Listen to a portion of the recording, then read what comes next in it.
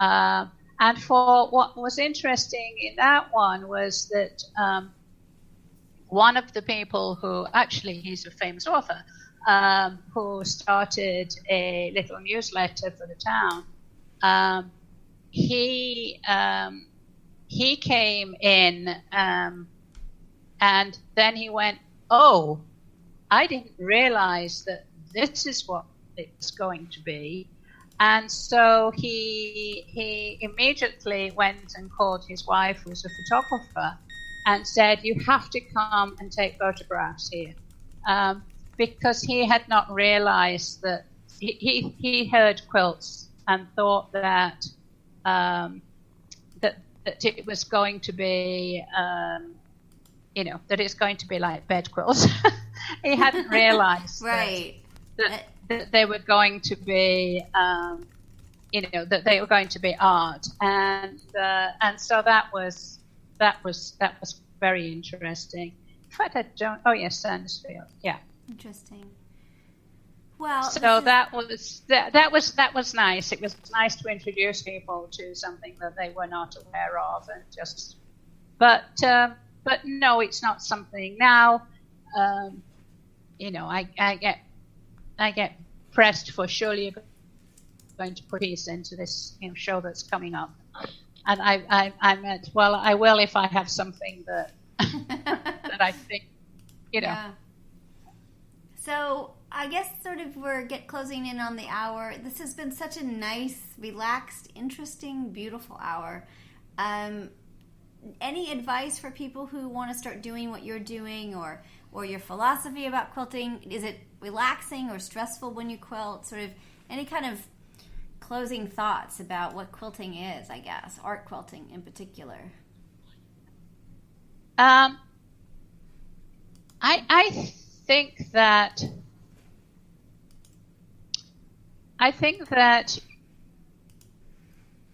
you are going to.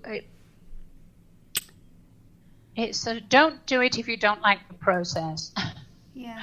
The process, for me, the whole process of creating a quilt is very satisfying. It's very absorbing. I usually have got an audio book on when if I'm in the intricate parts of the design, I won't. But if I'm in the drawing part, or even if I'm selecting fabric, I'll usually be listening to an audiobook at the same time. But it's just completely satisfying. So the end result is nice, but the end result is not what it's for. Yeah. It's the process of creating the piece that is satisfying. And if that's something that somebody finds to be tedious or stressful, then find another outlet. Because you can. If I were to work in paints, I could produce something in hours. This is going to take weeks. Yes. Yeah. And so it's only worth something taking weeks if those weeks are very satisfying. It just is. Right now, I'm doing something quite different. I am making pet blankets out of recycled woolen. So I have basically put lots and lots and lots of woolen through hot washers to try to felt them, or certainly pre-shrink them, and then cut them up and sewn things back together. It started out me thinking I'd just do some handwork, and it would benefit the local cat rescue place, because they like to send a blanket home with Kitty. But there is a little resale store, clothing resale store that raises money for them. And when they saw what I was doing, they said they'd give me all the woolens they could use that people donated but were not suitable. and they've now got a special display rack of all these little blankets. That's so cool. And this is just it's very cool. And they say, we can't believe you've done so many. I'm into 24 of them right now. But I'm finding that it's extremely satisfying to figure out how to take apart these, cashmere sweaters and what colors to put with each and how to make strange shapes work and all the rest of the stuff. That's really cool. It's very cool, and people are absolutely loving them. That's really In fact, awesome. somebody today said, "Could you make a big one? I'd like to commission one for me because I'm so envious of my dog's blanket." I love it. Will you send me, or maybe through I think we were communicating through Facebook. Could you send me a picture of them? Because I would love to. For each interview, I'm creating a page so that we can sort of know who you are and all of that. So yes, sure.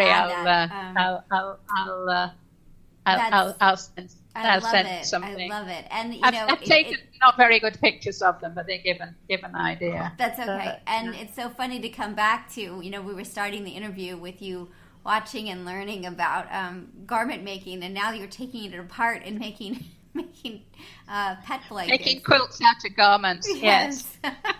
I love it. Oh, well, this has been so delightful. If you find you want to chat some more, if you have other ideas, please connect with me.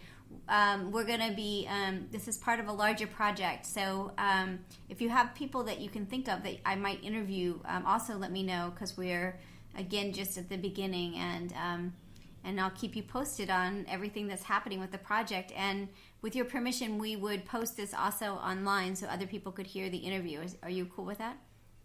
Yeah, that's fine. Awesome. And I will think in terms of who you might want to talk to. Tell me what the overall project is. Well, the overall project is trying to really understand quilting in all of its different spaces, like the difference between you and someone making patterns and the tool industry and all that. From my perspective, I'm really trying to understand the intellectual property behind quilting and social norms.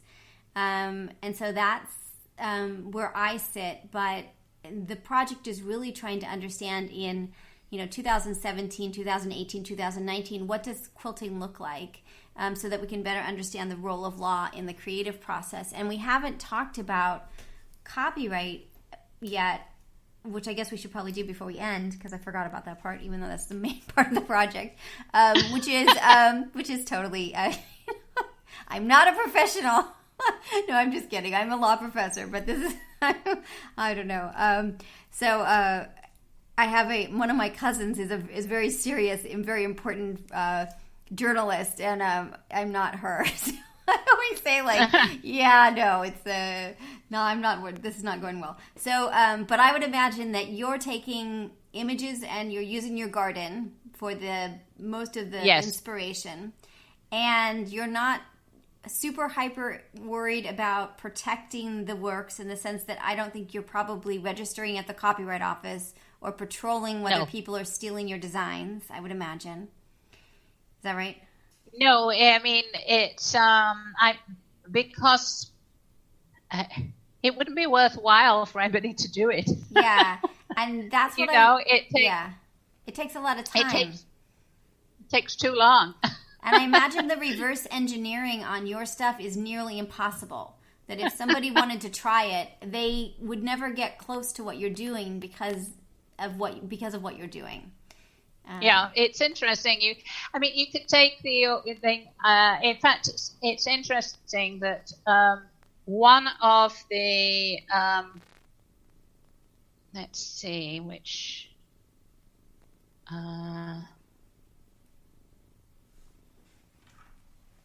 Iris, I think. One of my friends wanted to buy the iris part of the triptych because she had a friend who loved irises, and I said, "Well, you can't, because this is, being done for somebody, and I need to keep it." at this particular one, I don't have any more of that fabric, and so couldn't let you have that one. I said, but I could reproduce that design in applique instead of pin, and that would be much faster. Right. And I will use similar kinds of colors, certainly for the irises themselves, for the background, use similar kinds of things to them. And I can let you have it for a lot less money. I knew that she was not personally very much. She was being very generous, giving that gift to a friend who's getting married. Yeah. And so I did reproduce it. Interesting. And make it in applique, and it takes a fraction of the time. Yeah. So. But I like the way that it is. Ruth McDowell, and you can see that it says based on the Irish design in Ruth McDowell's Peach Flowers. And Ruth is very happy. So that one is not one that I designed from scratch. It's, I've taken her basic thing and done other things with it. But she's very happy to that happen as long as she is acknowledged. That's interesting. But yes, I mean, there has been an awful lot of fuss a year or 2 years ago. One of the professional quilters from Australia, she does art quilts, and she also has designed patterns, and she found somebody basically teaching one of her quilt designs without having bought the patterns. Oh, no. And there was a huge fuss about it. And this person said, well, no, it was the idea and I interpreted it myself and so on. But, the quilt world was up in arms about it. They eventually resolved it. But yes, I mean, this is how, she put a lot of effort into creating the design and creating the pattern and creating the instructions and selling that. And that was giving her a nice basic income so that she could do the art that she wanted to do. Yeah. And so this was in danger of taking that away. There are also being controversies about people taking what are clearly well-known photographic images and then creating a piece based on that, particularly people who are using thread design work as opposed to fabric, but using thread to do it. And the fuss has been of them getting prizes at shows. Oh, yes. Without an acknowledgement that, in fact, they've taken, without permission, that's not good. A very well-known image. Yeah, it's foolish, actually. I'm not sure why people. I don't know if it's just they just don't know, or if they think they're going to get away with it. I haven't quite figured that part out yet. Yes. I mean, certainly, Ruth, when people would come to one of her week-long design classes, she would ask you to bring something to work with, but she would emphasize it has to be your own photograph if you're working from a photograph, or you have to have the written permission of the photographer. So she was always impressing that on people. Yeah. But I guess it varies. Yeah, I imagine it does. And how would you feel? Have you ever had an experience where anyone has swiped your stuff or put it on a postcard or any of those things? No, I mean, I had some cards made when I was in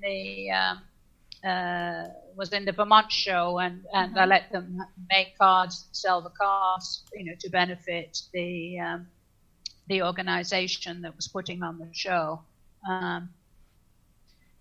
They also made little gift card things and gave me more cards than I could ever use in several lifetimes for gift giving.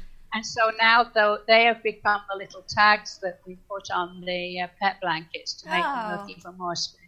Love it. They get little gift cards with an image from one of my quilts. I love it. That's great. I like that. That's great repurposing. Yes, it's good repurposing. I mean, totally. here with, if you can imagine, I've got a 2-inch